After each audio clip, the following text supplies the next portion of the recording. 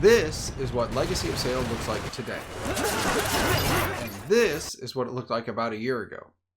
In this video, I'm going to take you through all the progress that's been made over the past year to take us from this to this. Howdy y'all, it's Brian. I've got 3 super quick updates for you before we dive into this week's episode. First, for my Federation Empire fans, I have not forgotten about you at all. Next week's episode is going to be totally focused on the updates on everything that's been happening with Federation Empire.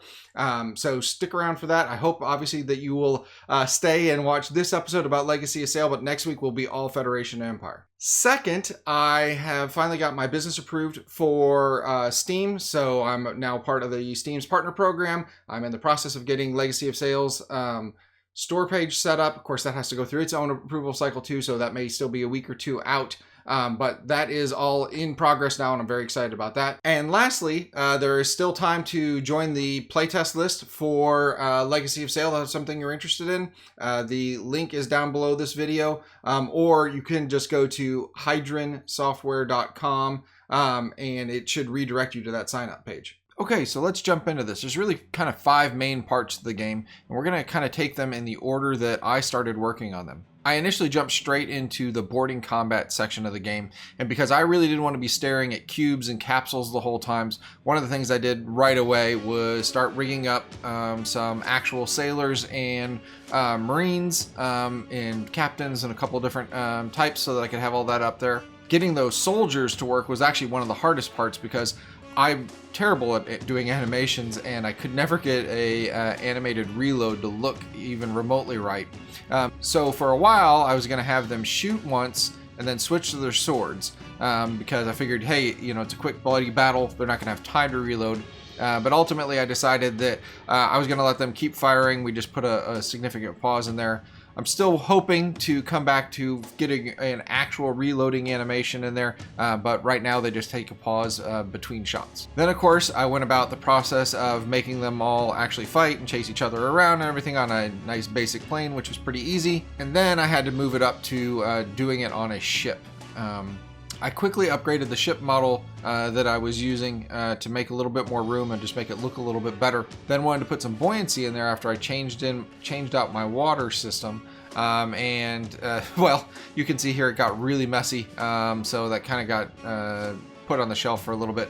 Come to think of it though, I've actually changed how I'm doing the rocking of the ships in the main naval combat section, so I probably should bring that over into this scene now that I think about it. Then of course, went about adding in all the controls, the sound effects, the ambience, and the music, updating the computer's AI for their side of things, and now we have something that looks like this.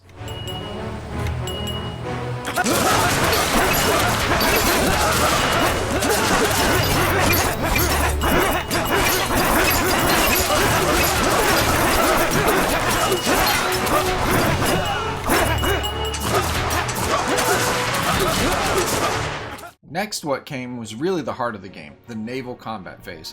Now with my new water system in place, I wanted to figure out how to actually properly manage buoyancy on the different ships and make sure that they were being affected by the waves, and the waves of course were actually being affected by the wind. I had to work out how getting the wind of course to actually propel the ships, but I kept running into all kinds of crazy problems where if the buoyancy was active, sometimes that would cause the ships to take off flying, and sometimes they'd actually turn into submarines. After pulling my hair out for way too long on this one, I remembered that, you know, my inspiration for this game had actually used an isometric map, so I pivoted over to that and ended up really liking the resulting look. From there, it was adding in the ability to fire the cannons to take damage, massively overhauling the order system to make it easier to control your squadron, and of course the enemy AI as well.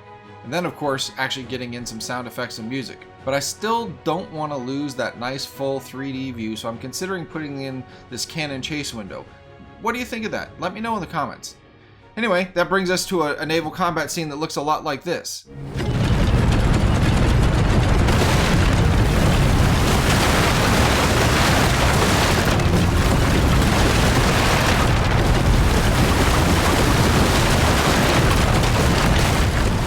And now that brings us to the last 3 areas, which were not actually part of a lot of the work that I did initially a year ago, but I've now layered on, you know, over the past few months. The strategic map, a scenario editor to make it easier for me to build games.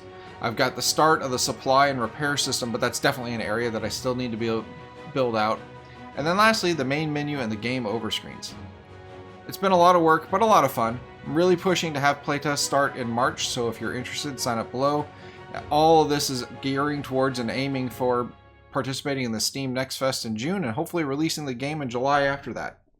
As always, it would be super helpful if you gave this video a like and subscribe if you haven't already. Thanks, have a good day.